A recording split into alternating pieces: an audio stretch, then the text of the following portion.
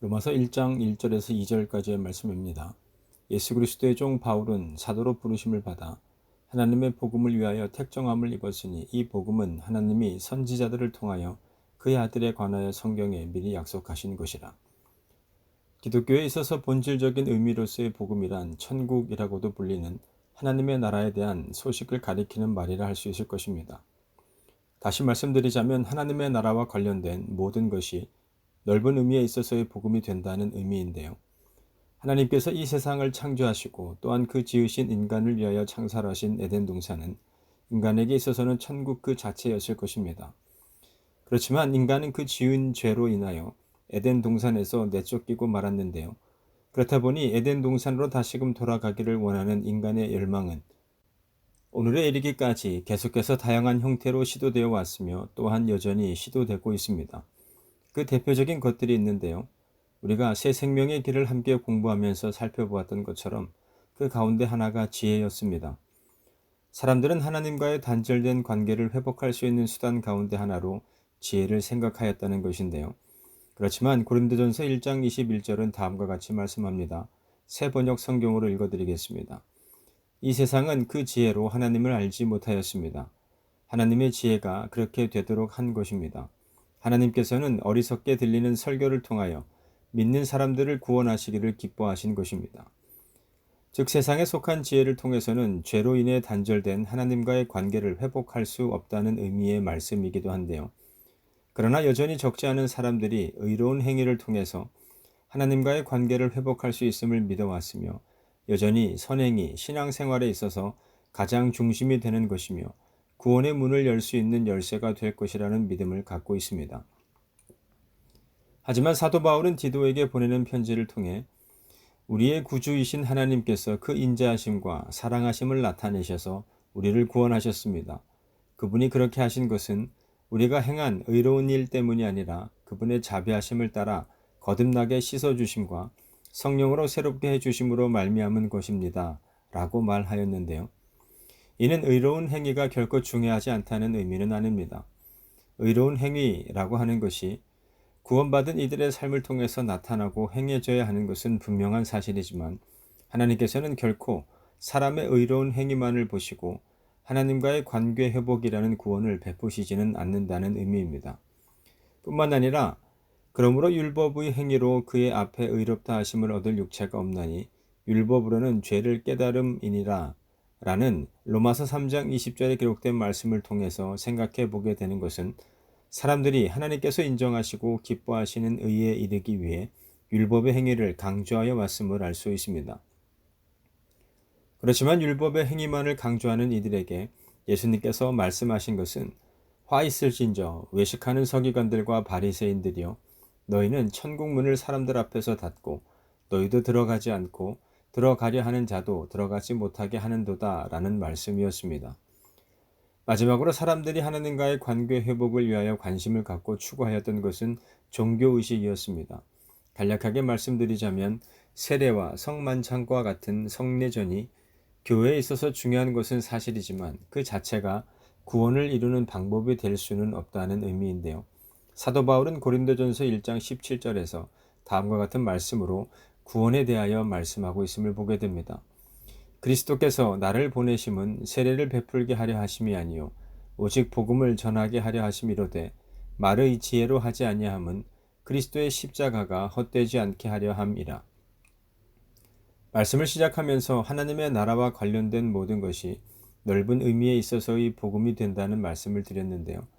이는 복음의 목적이 그것을 듣는 사람들로 하여금 하나님의 나라를 향하도록 하는 데에 있음을 의미할 뿐만 아니라 하나님의 나라에 이르기를 원하는 이들은 반드시 복음을 통하여야 함을 가리키고 있습니다. 그렇다면 복음이란 과연 무엇일까요?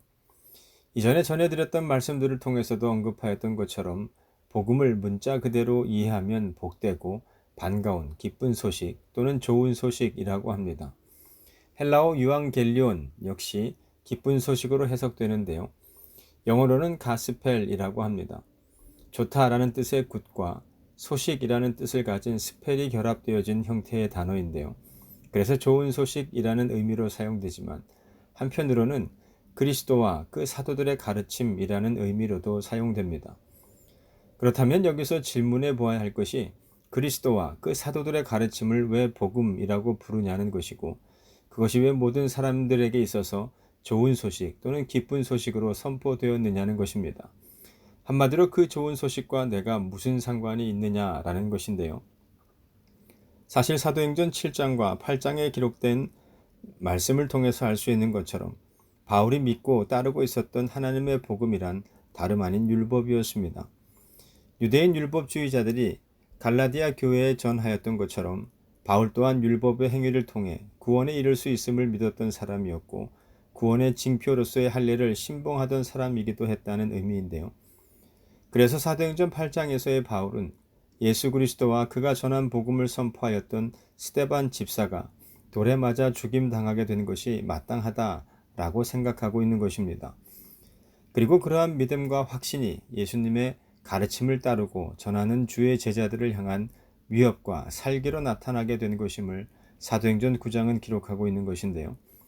비록 예수님을 따르던 제자들과 그들이 전한 말씀을 믿고 따랐던 이들에게는 좋은 소식으로서의 복음이 되었을지 모르겠지만, 바울에게 있어서는 그 모든 말들이 자신이 배웠고 공부하여서 알고 있었던 하나님의 복음을 정면으로 부인하는 것이었기에 결코 복음으로 용납할 수도 없었을 뿐만 아니라 사람들에게도 더 이상 전하여줘서는 안 되는 한낱 허황된 사상에 불과한 것이었다는 의미입니다.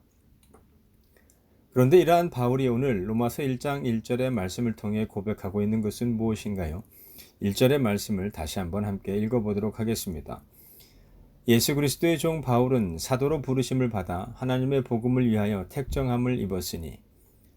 놀라운 것은 지금까지 예수를 그리스도로 믿으며 따르고 전한 이들을 위협하고 잡아 죽이는 일에 누구보다 열심을 가지고 있었던 바울이 오히려 예수 그리스도의 종으로서의 바울 자신을 소개하고 있다는 것인데요.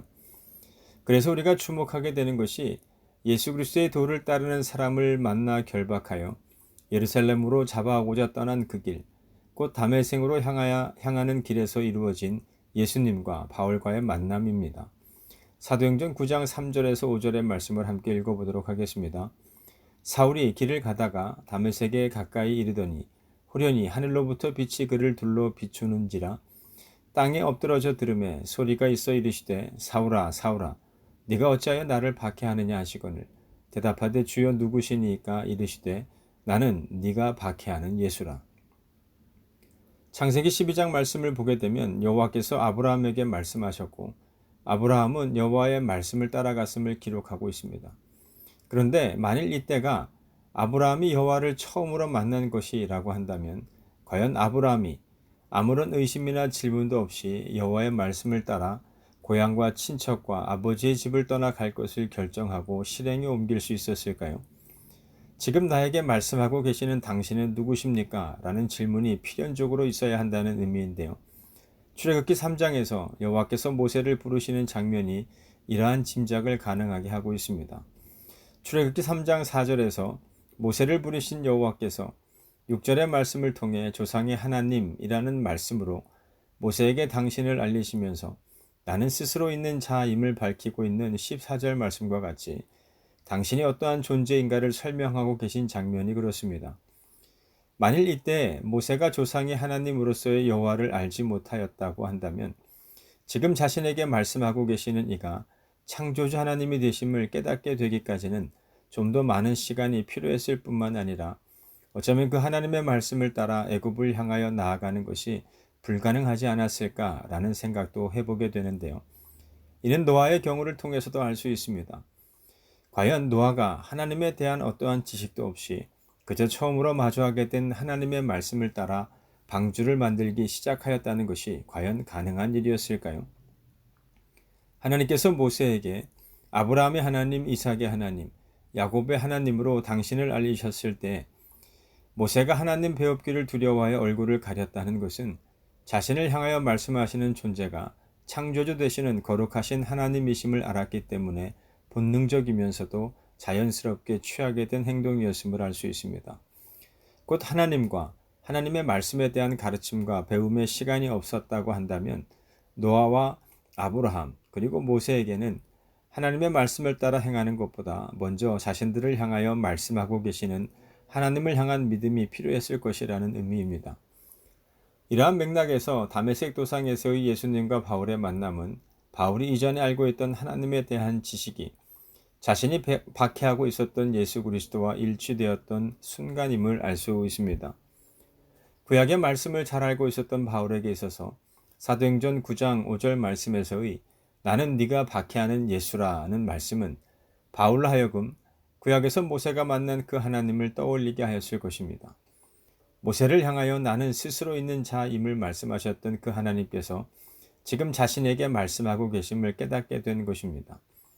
자신이 박해하며 핍박하였던 예수님이 바울 자신에게 있어서 믿음의 대상이신 아브라함의 하나님, 이삭의 하나님, 야곱의 하나님이심을 깨닫게 된 것이죠. 그렇다면 자신이 믿고 있는 하나님의 뜻을 따르는 일이라 믿으며 지금까지 행해왔던 모든 일들이 사실은 하나님을 거부하며 거절하는 일이었다는 사실을 알게 되었을 때 바울은 과연 무슨 생각을 하게 되었을까요? 마땅히 죽임을 당했어야 했던 사람은 예수 그리스도를 따르며 그의 도를 전하는 자들이 아닌 바로 바울 자신이라는 생각에 머물렀을 것입니다. 그럼에도 자신을 찾아오셔서 만나주시되 책망하거나 벌하시지 않고 오히려 앞으로 해나가야 할 일들에 대하여 말씀하시는 예수님 앞에서 바울이 행할 수 있었던 것은 바로 바울 스스로가 예수 그리스도의 종이 되는 것이었을 것입니다. 마치 빚을 지은 사람이 그 빚을 다 갚아 나가기까지 누군가의 종이 되어서 일해야 했던 것처럼 바울 또한 생명의 빚을 진 예수 그리스도의 종이 되어서 그 예수님께서 자신에게 말씀하신 일들에 전심전력하겠다는 바울의 결의가 바로 로마서 1장 1절의 말씀을 통해 나타나고 있음을 알 수 있습니다. 말씀을 시작하면서 그리스도와 그 사도들의 가르침이 왜 우리에게 있어서 기쁜 소식, 좋은 소식으로서의 복음이 되어야 하는가에 대한 질문과 함께 과연 복음이 우리와 무슨 상관이 있는가라는 질문을 했습니다. 사실 이 질문에 대하여 우리가 기대할 수 있는 논리적인 답은 없습니다. 다만 바울의 경우에서 볼 수 있는 것처럼 결국은 어떠한 것을 믿으며 어떠한 믿음을 따라 살아가고 있느냐의 문제이기 때문에 그렇습니다. 그래서 믿음은 선택의 문제이기도 할 텐데요. 주의 깊게 생각해 보아야 할 것은 바른 선택을 하기 위해서는 역시나 바른 분별력이 요구된다는 사실입니다. 그렇다면 우리가 어떻게 하여야 바른 분별력을 갖출 수 있을까요? 시편 119편 105절은 다음과 같이 말씀합니다. 주의 말씀은 내 발의 등이요 내 길의 빛이니이다. 이는 하나님의 말씀은 어두운 밤길을 밝혀주는 횃불이나 등잔불과도 같다는 의미입니다. 밤의 횃불이나 등잔불이 캄캄한 밤에 길을 가야 하는 우리가 장애물에 걸려 넘어지는 것을 막아주고 가파른 언덕에서 구르는 것을 방지해 줄 뿐 아니라 보지 못해서 처하게 될 수도 있는 여러 위험으로부터 우리를 보호해 줄 수 있는 것처럼 하나님의 말씀이 바로 그와 같은 역할을 한다는 의미입니다. 하나님의 말씀을 그 인생의 안내자로 삼는 사람은 항상 바른 길을 가게 될 수밖에 없다는 것이죠. 왜냐하면 하나님의 말씀은 죄로 인해 어둠 속을 헤매는 인생들을 구원으로 인도하는 생명의 빛이 되기 때문에 그렇습니다. 그러나 죄로 인해 영적 소경이 된 자들은 이 빛을 눈으로 보지도 못할 뿐 아니라 마음으로 깨닫지도 못한다는 것을 성경은 말씀하고 있는데요. 그런데 중요한 것은 시편에 기록된 말씀처럼 주의 말씀이 내 발의 등이요 또한 내 길에 빛이 되는 것은 맞지만 과연 그 비추어 주시는 길이 내가 걸어가야 할 길인지 아닌지를 아는 것이 그렇게 쉽게 이루어지는 것은 아니라는 사실입니다. 믿음의 훈련이 필요하다는 것인데요. 이러한 생각은 우리가 앞으로 살펴볼 사도행전 16장에 기록된 말씀을 통해 생각해 볼 수 있습니다. 기록된 말씀을 보면 바울은 자신의 2차 전도 여행을 시작하면서 그 대상 지역을 아시아 지방에 국한시켜서 진행할 것을 계획하였습니다. 사실 바울은 루스드라에서 디모데를 제자로 삼은 후에 아시아에 속해 있는 에베소로 곧장 가고자 했습니다. 왜냐하면 당시 에베소는 아시아 최대의 무역 항구였으며 아시아의 모든 물건이 수집되어 유럽으로 건너가고 유럽의 물건들이 아시아로 들어오는 국제 상업 도시였기 때문에 이런 곳에서 전도하면 가장 효과적으로 아시아 전체로 복음을 전파할 수 있을 것으로 생각하였기 때문이었을 텐데요. 그러나 사도행전 16장 6절 말씀을 보면 성령께서 그러한 바울의 계획을 막으셨기 때문에 바울은 할 수 없이 계속해서 아시아 지방에서 말씀을 전하기 위한 목적으로 북쪽 비두냐 쪽으로 향하여 가고자 했습니다. 그러나 그곳 역시 성령께서 허락하지 않으셨음을 성경은 말씀하고 있는데요. 성령의 인도하심을 따라 지금에 이르기까지의 전도 여정을 이어올 수 있었던 바울이었지만, 그러나 지금의 바울은 자신이 가야 할 곳이 어디인지를 알지 못했던 것입니다. 달리 표현하자면 바울은 여전히 자신의 생각을 따라 아시아에서 전도하기를 원하였다는 것인데요. 그러나 얼마의 시간이 지난 뒤 드로아에 머물게 되었을 때에야 비로소 성령께서 아시아에서 전도하고자 했던 자신의 계획을 막으신 이유를 알게 되었습니다. 그리고 성경은 이때의 일에 대해서 다음과 같이 기록하고 있습니다. 사도행전 16장 6절에서 10절까지의 말씀입니다. 성령이 아시아에서 말씀을 전하지 못하게 하시거늘 그들이 부르기아와 갈라디아 땅으로 다녀가 무시아 앞에 이르러 비두니아로 가고자 애쓰되 예수의 영이 허락하지 아니하시는지라 무시아를 지나 드로아로 내려갔는데 밤에 환상이 바울에게 보이니 마게도냐 사람 하나가 서서 그에게 청하여 이르되 마게도냐로 건너와서 우리를 도우라 하거늘 바울이 그 환상을 보았을 때 우리가 곧 마게도냐로 떠나기를 힘쓰니 이는 하나님이 저 사람들에게 복음을 전하라고 우리를 부르신 줄로 인정함이러라. 함께 읽은 말씀을 통해서 생각해 볼 수 있는 분별력이란 곧 모든 것을 가르치고 예수님께서 제자들에게 말한 모든 것을 생각나게 하시는 성령 하나님의 인도하심에 귀 기울이며 또한 그 인도하심에 온전히 순종할 때라야 바르게 사용될 수 있는 것임을 알 수 있습니다. 달리 말씀드리자면 하나님의 말씀을 내가 알고 있다고 해서 주어진 상황을 바르게 분별할 수 있는 것은 아니라는 의미입니다. 이는 예수님과 3년이라는 시간 동안 함께 하였으며 다른 어떤 사람들보다도 말씀 교육을 열심히 받았던 제자들이 성령을 받기 전 그들이 처하게 된 상황에서 어떻게 분별하여서 행동하였는지를 생각해 보면 잘 알 수 있습니다. 따라서 성령 충만한 사람이란 자신이 깨끗하게 비어있는 그릇이 되어서 성령께서 그 뜻하심을 따라 사용하실 수 있는 사람을 말합니다. 그리고 그러한 사람이 바른 분별력을 갖게 되는 것이며 더불어 하나님의 말씀을 따라 살아가는 자가 될 수 있음을 성경은 말씀하고 있습니다. 그렇다면 앞서서 질문하였던 그리스도와 그 사도들의 가르침이 왜 우리에게 있어서 기쁜 소식 또는 좋은 소식으로서의 복음이 되어야 하는가에 대한 질문과 함께 과연 복음이 우리와 무슨 상관이 있는가라는 질문에 대해서 세상 사람들이 말하는 논리적인 대답이 아닌 성령께서 우리로 깨닫게 하시는 답변은 과연 무엇일까요? 바로 하나님께서 그리스도 되시는 예수님을 통해 그를 믿는 모든 자들에게 영생을 얻게 하실 것이라는 약속의 말씀을 주셨기 때문입니다. 더불어 그러한 하나님의 복음에 합당한 삶이라는 것은 결국 예수님의 말씀과 가르침을 생각나게 하시고 깨닫게 하시는 성령 하나님의 인도하심에 순종할 때라야 살아갈 수 있는 삶이 되기 때문에 그렇습니다. 욕심이 잉태한즉 죄를 낳고 죄가 장성한즉 사망에 이르게 된다는 야고보서의 말씀처럼 죄로 인하여 죽음에 이를 수밖에 없는 인간에게 하나님께서 당신의 독생하신 아들 예수 그리스도를 통해 영생의 삶을 살아갈 수 있는 기회를 허락하셨기에 하나님의 복음이 우리에게 있어서 기쁜 소식이 된다는 의미입니다. 바로 이것이 바울이 다메섹 도상에서 부활하신 예수님을 만남으로 깨닫게 된 하나님의 복음이었습니다.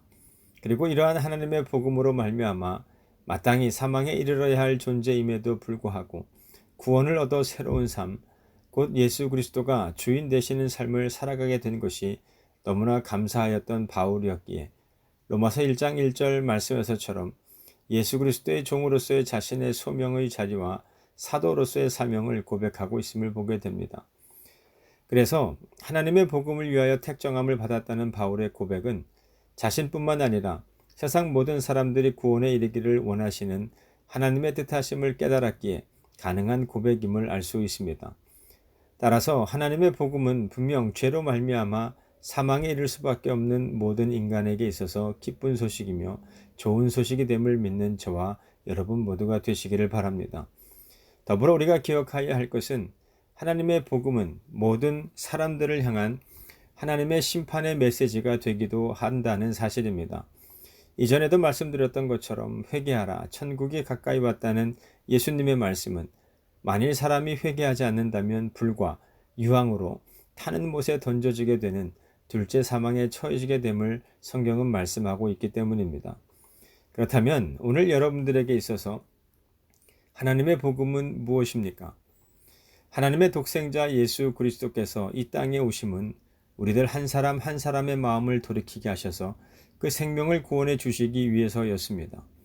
세상으로부터 기인한 정욕의 미혹됨으로 심판받는 인생이 아닌 하늘의 꿈, 하나님 나라의 백성이요 하나님의 자녀된 자들로서의 삶을 꿈꾸게 하시기 위해서 이 땅에 오셨다는 것인데요. 그래서 우리들의 죄를 사해 주시기 위해서 복음을 세상에 나타내셔야 했던 하나님은 우리 모두에게 온전한 믿음을 요구하고 계신 것입니다. 오직 성령의 인도하심을 따라 예수 그리스도를 통해 열린 구원의 길을 살아가야 함을 말씀하고 계신다는 것인데요. 에스겔 44장 23절은 말씀합니다. 내 백성에게 거룩한 것과 속된 것의 구별을 가르치며 부정한 것과 정한 것을 분별하게 할 것이며, 바라기는 오늘 여러분들에게 주어진 하나님의 복음으로 먼저 세상에서의 부정한 것과 정한 것을 분별하는 삶을 살아가시기를 바랍니다. 그리고 그러한 삶을 통하여 이 세상 가운데 하나님께서 기뻐하시는 바른 분별의 기준을 세워나가는 자들이 되셔서 오늘 우리에게 주어진 하나님의 복음, 곧 하나님께서 선지자들을 통하여 그의 아들에 관하여 성경에 미리 약속하신 것으로 하나님의 복음을 위하여 택정함을 입은 자들의 사명을 이루어 나가는 함께한 우리 모두가 되시기를 주님의 이름으로 축원합니다.